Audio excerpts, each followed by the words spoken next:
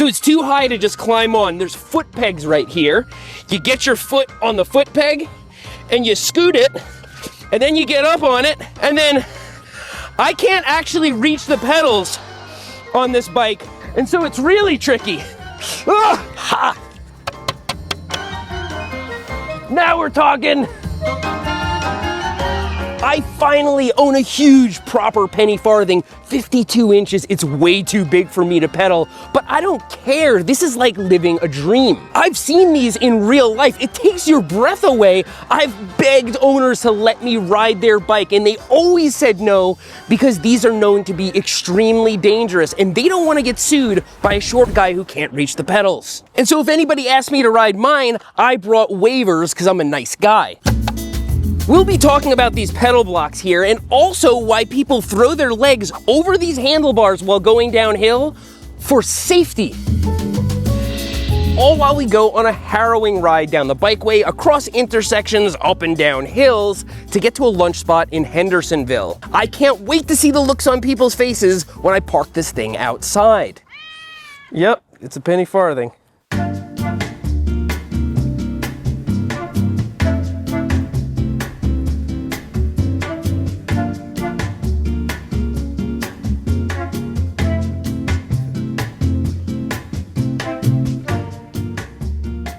So actually, I did buy this penny farthing. It was close to $3,000. It hurt, but that's a bargain even for a new modern penny farthing. Antique penny farthings can go for a lot more, but I don't care if this is 100% historically accurate. I'm not into cosplaying Victorian cyclists. You make a lot of sacrifices when dealing with a penny farthing, and so I didn't want one I'd be afraid of breaking. I want to ride this and break it and repair it. It even comes with extra spokes, which are absurdly long.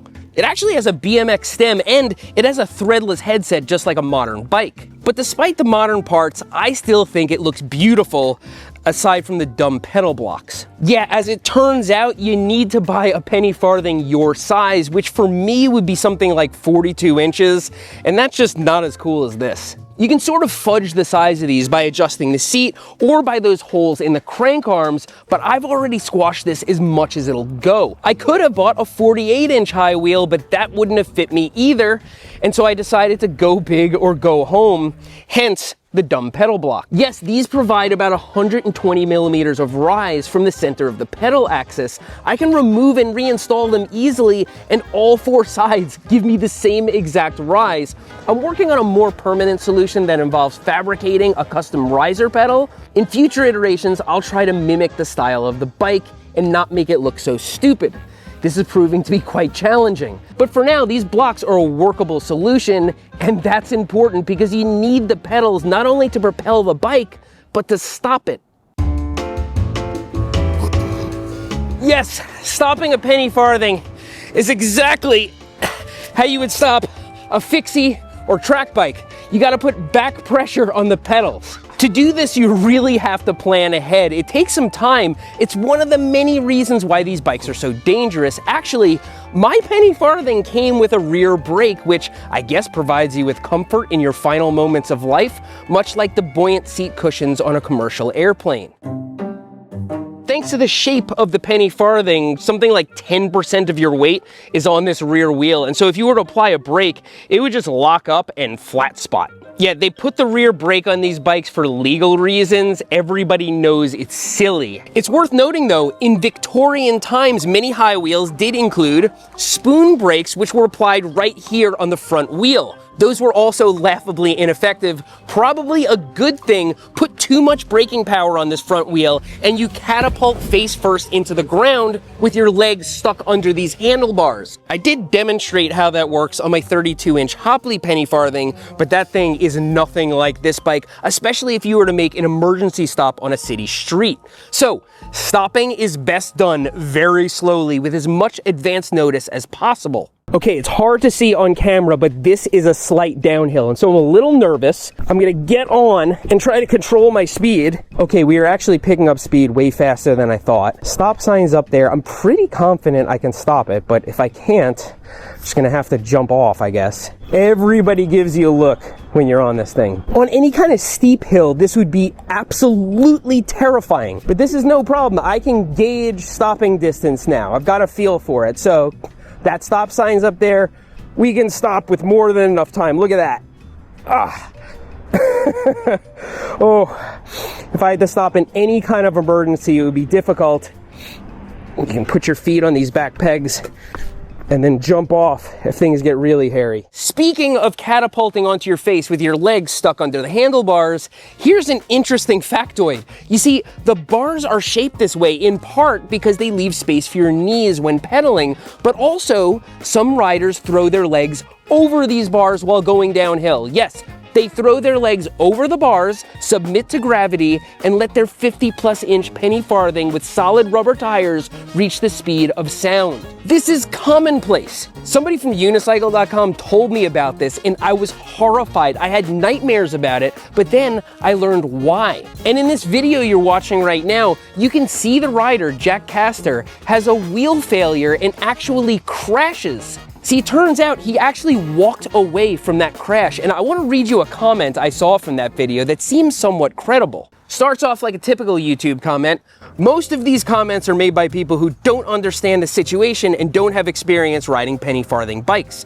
Jack, the skilled rider in the video, was competing in a high-wheel bike race on a route that included hills, and he elected to coast down some of them in order to do well in the race. He used the classic high-wheel coasting technique of doing so legs over the bars, which is the only reasonably safe way to coast long hills on these machines. If anything goes wrong with the bike or tires, or an obstacle is encountered that slows or stops the big wheel, the bike will pivot about its front axle in what is called a header. If you ride legs over, at the very least you will land feet first, and this is much better than landing head first. I looked into this, and that's true. Having your legs over the bars can improve your outcome in a crash dramatically, and reclining actually shifts your weight back and reduces the chances of a header.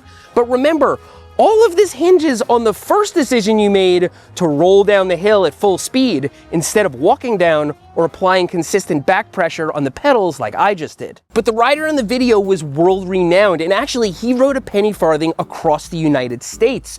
Were a less skilled rider on that bike, when the wheel failed, you can be sure the crash would have ended worse. Okay, this is a downhill over here that I knew was coming up. I know where it ends.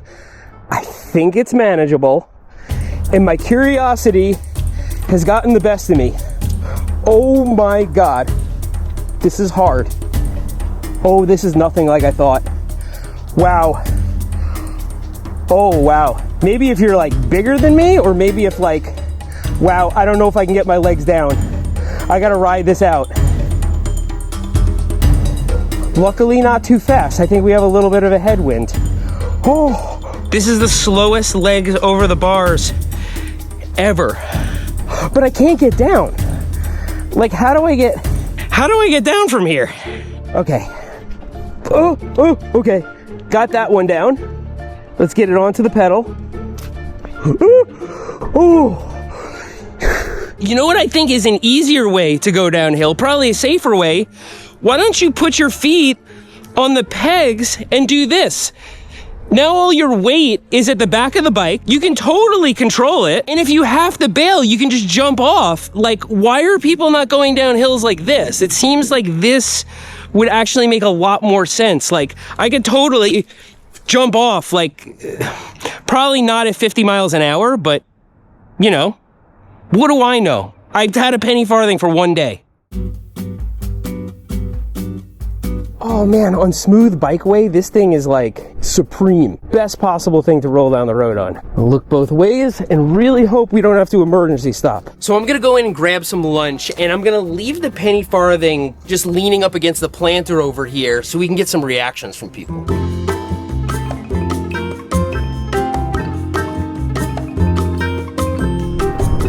All right.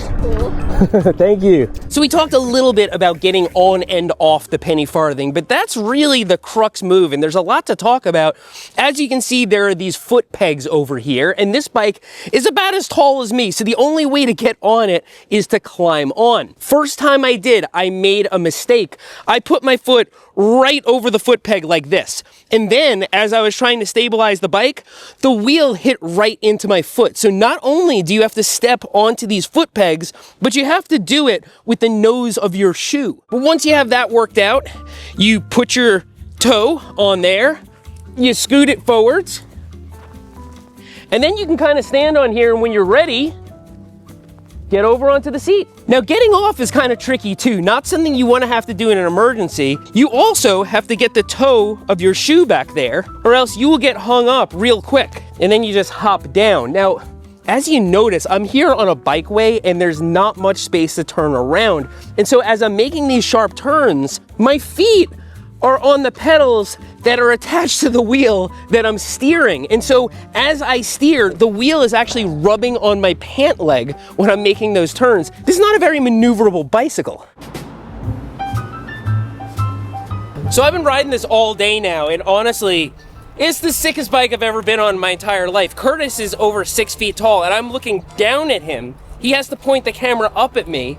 It's like being on a horse without having to deal with the horse. A lot like the tall bike, but it's so smooth. Even with the solid rubber tire, the greenway is really smooth. And so we're just gliding along, barely any effort. The seat is really comfortable. I'm just kind of reclining. If you have to pedal hard though, your back muscles and your arm muscles just start killing you, because for every pedal stroke, you have to give the equal pull on that side of the handlebars in order to keep it straight. Right now we're just coasting, and so I'm having a nice time.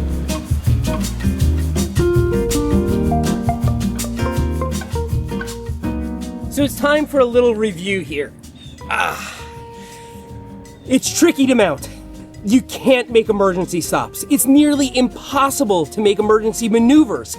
And if you crash, you get stuck under the handlebars and tangled up in the bike. And if any of this happens, it's taking place much higher off the ground than you would be on a safety bicycle. Yes, I mentioned this in the last video. The bicycles that replaced these, bikes shaped like the ones we ride today, were originally called safety bicycles. That tells you something about the bicycle that preceded it, the penny farthing.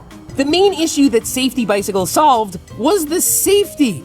The whole reason they were invented were because penny farthings are so friggin' dangerous. Here, I'll do a square flip, it's called. Only crazy people would ride penny farthings, even back in the 1860s. In fact, bicycle use absolutely exploded with the introduction of the safety bicycle. And the penny farthing, which was known as the ordinary bicycle, became known as the penny farthing because it has a big wheel on the front and then a small wheel on the back. Penny farthing.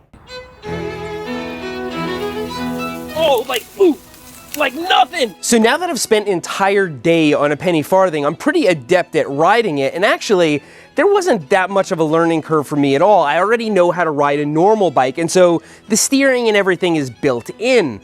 But I would love to be a fly on the wall in 1860 when somebody would have learned to ride one of these, because there was no such thing as a safety bicycle. Not only that, but there was nothing that was kind of shaped like that. I know about velocipedes and bone shakers and all that, but those were pretty hard to come by, and most people would not have tried one of those. And so imagine learning how to ride a bicycle for your first time, not with your dad holding the back of your sweatshirt, on a freaking penny farthing. That's just a different breed of people than we have now. But this bike is something I've wanted for a really, really long time. Because of what I do, I rarely get excited about new bikes anymore, which is very sad. But this has me absolutely giddy with excitement because, as I said, nobody has ever let me try one. When you see it, it takes your breath away. It's like it jumped out of a black and white picture. But I know how dangerous it is, and I'm finding out over and over how dangerous it is. I have respect for this machine. People who buy these know exactly what they're getting themselves into. This particular penny I got on unicycle.com.